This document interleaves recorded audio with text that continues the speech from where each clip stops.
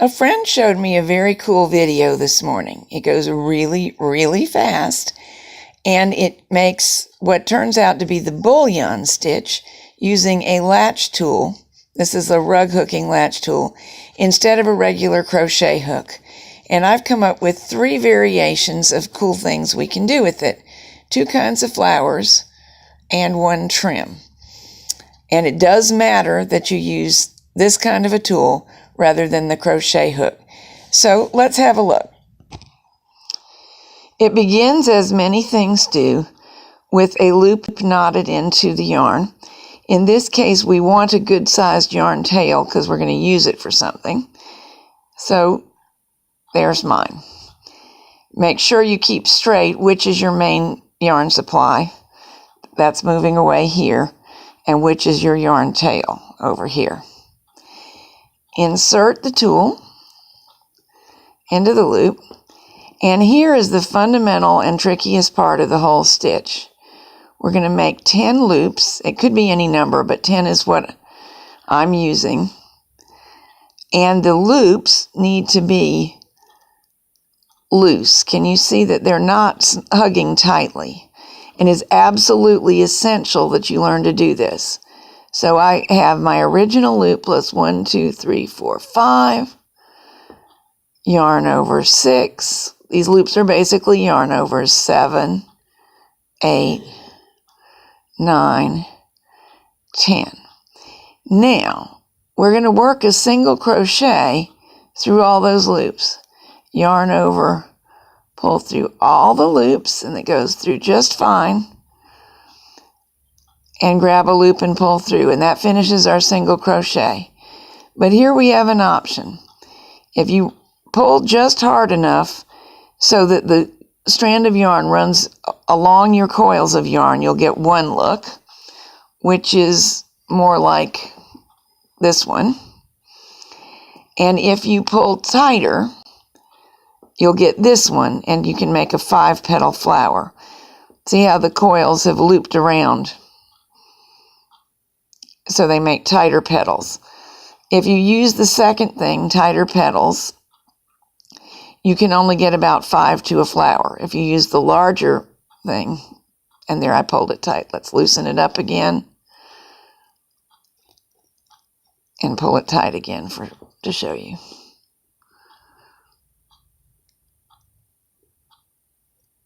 And in the process, my loop got large, but it can reduce.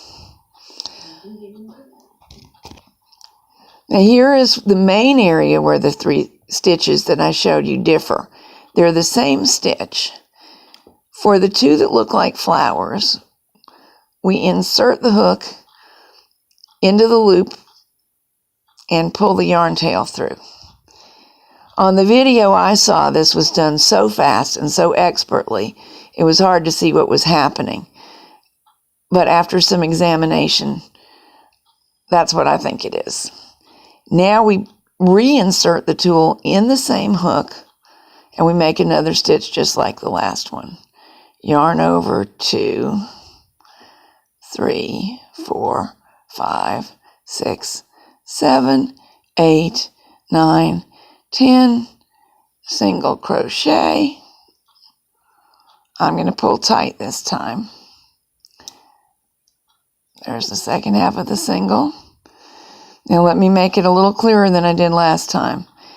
We end up with a loop on the hook. I'm dropping the hook out of that, inserting it back in such a way that I can grab the yarn tail. That's that initial yarn tail that we left, and pull it through. Now I'm going to keep working, pushing the hook through towards the working yarn. 1, 2, 3, 4, 5, 6. I need a little more yarn here. 7, 8, 9, 10. Single crochet through all the loops to start.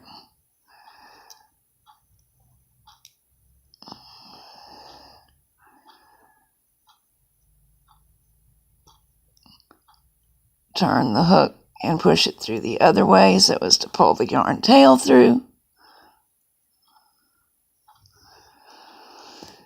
Now, what is the point of that yarn tail, you may be wondering? And it is so that we can gather the center of the flower together neatly.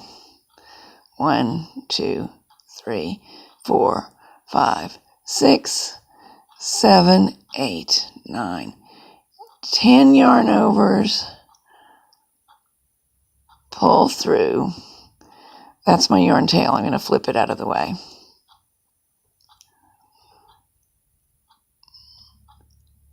And now I will pull the yarn tail through. We only have one more petal to make for this flower.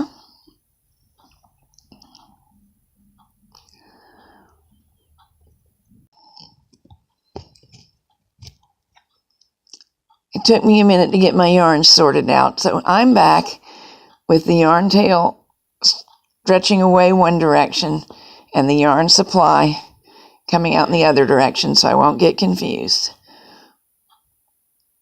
2, 3, 4, 5, 6, 7, 8, 9, 10 loose loops, yarn over and pull through.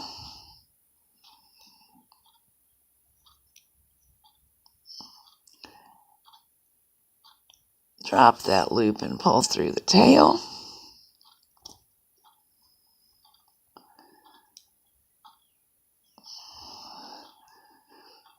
Now what happens when we pull on the yarn tail? They draw in. And you adjust it to the way you want it to be. And I'm not sure what other people are going to use these for. I can tell you I'm going to use them to embellish knitted and other needlework projects. So that's one thing you can do. Now to do the trim, we can make a slightly different adjustment. See how these stretch out flat and they don't, you could sew them into a circle. And if you did, and that would be cool too, they would have an open center.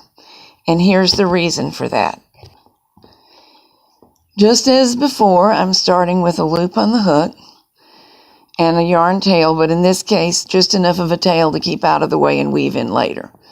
1, 2, 3, 4, 5, 6, 7, 8, 9, 10. Yarn over and pull through, beginning what's basically a single crochet. I can make it loose or tight. I'll make these a little looser for variety. But loose or tight is what you decide based on the look you want. What makes it a trim is one or more chain stitches between the bullion stitches. Let's do 2. I did 1 before. I don't truly know what it'll look like either. We'll find out together. 1, 2, 3, 4, 5, 6, 7, 8, 9, 10. Single. Now here's the tricky thing. I pulled in, but not as much as for the flower petal, so I've got to try to match it. Fortunately, it's not too hard to adjust. Those aren't a bad match. Now 2 chain stitches and a bullion stitch. 3, 4, 5, 6, 7, 8, 9, 10. And here's an idea for you. If you have a lot of trouble learning to wrap loosely around the shank, I have a theory that you may test. Cut a little piece of a drinking straw, slide it down over, and stick it on here. That will give you something wider to wrap around, and it might help you make your loops the right size. That's a pretty good match. And 1, 2.